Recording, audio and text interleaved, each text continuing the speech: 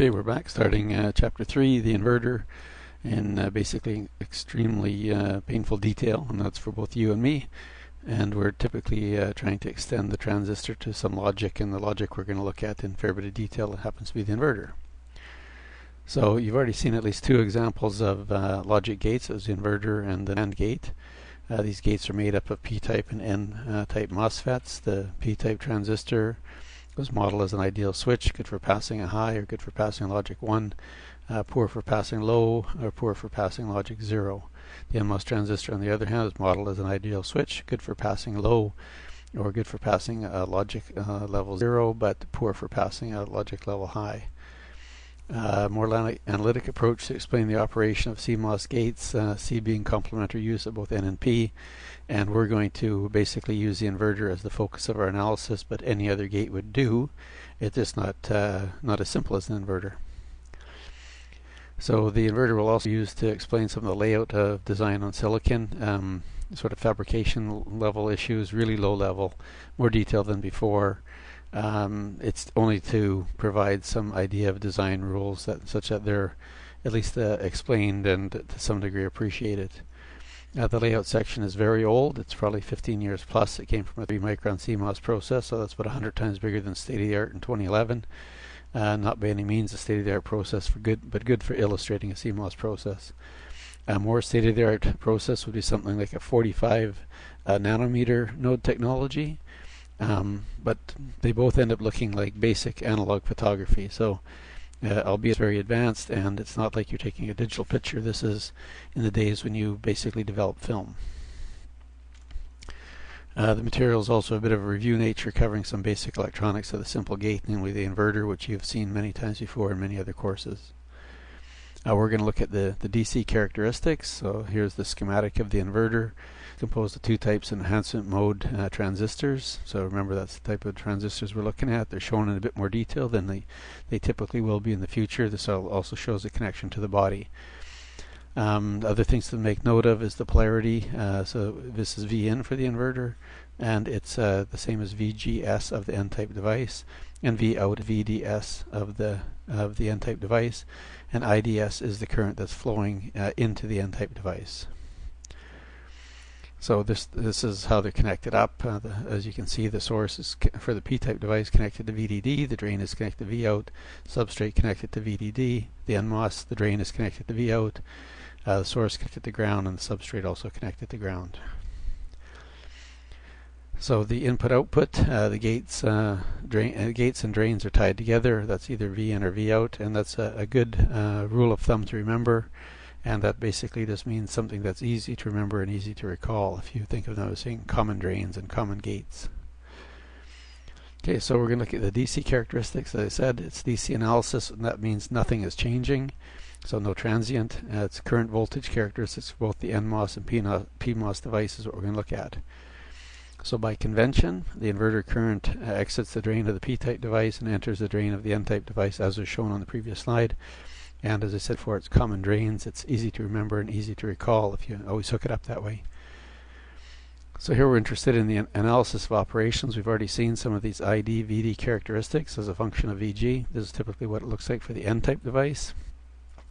And this is our polarity convention. And for the P-type device, if you were doing measurements in isolation, it would tend to look like this. And we'll be using that third quadrant, as we mentioned before, where this is ID and VD. So these are negative with respect to the source.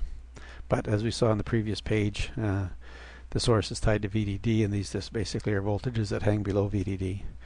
The important part here is to learn one of them, and typically this one's easier to learn, so learn it.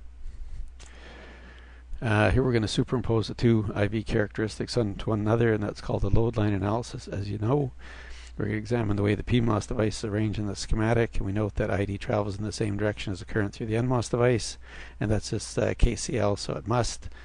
So the IV characteristics for both the N and the P-type transistor can use the same current access, because ID of the P is equal to minus ID of the N-type device. We also note that VDD is equal to VDS minus VDSN minus VDSP. And that's just a voltage tour through that little circuit we saw earlier. So now we can place the voltages on the same axes, but it's just slightly shifted. So here's our characteristic for the N-type device, familiar to us. We overlay on top of that the characteristic of the P-type device. And this is that, if we recall, this is sort of the increasing VGS of the N-type device, and these are the family of curves that you'd be generating. And similarly, you can ask yourself, what is this out here, where you're basically getting this parameterized set of curves as the gate voltage on the P-type device is increased in magnitude, but it's of course a negative number. So a question comes in here, it's in class assignment 3.1, how would you instrument this measurement?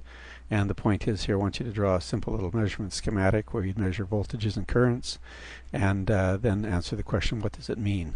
One thing you might note is if you're actually going to try to measure that on a device, you see it be very unstable, but we're going to ignore that detail for now because we're really just looking at the equations.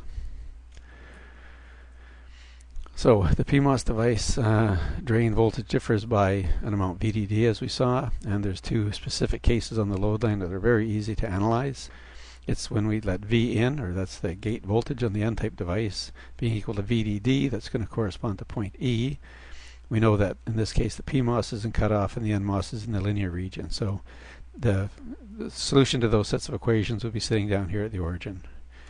The other point that's quite easy to recognize is Vn equal to ground, so that's V is equal to 0 if you like, logically.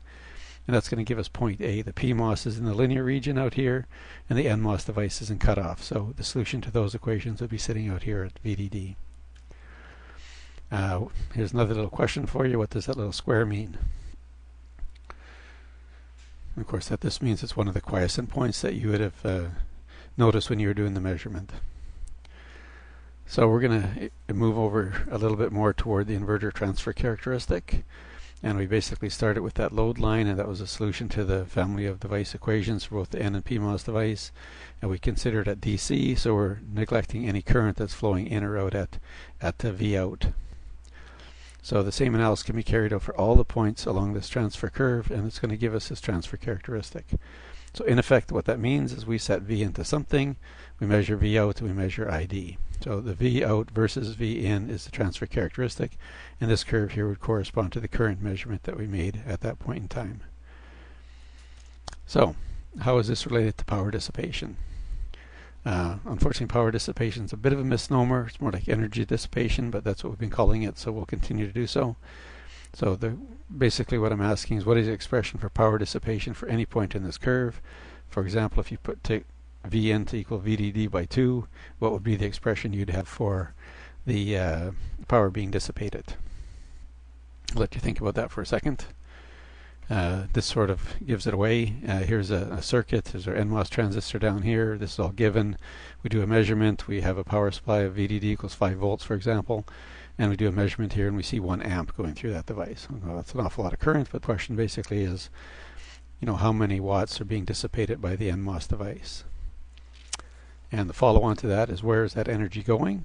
Well, hopefully you can figure out that it's 5 watts, and it's going to be dissipated here, and it's dissipated in the form of heat, an I squared R kind of loss. Okay, if that wasn't clear, this should have clarified a bit more. It really doesn't matter what's sitting down here. You're given now an elephant in this path. It's got 1 amp going through it, and the power supply is tied to VDD. So how many watts being dissipated by the elephant? And basically what that meant is you really didn't have to know what any of these values were. I guess VSS was tied to ground. And again, where is that energy going? Well, the same kind of answer would be true. It's going in terms of heat, being dissipated as heat. And at this point in time, we'll take a brief break.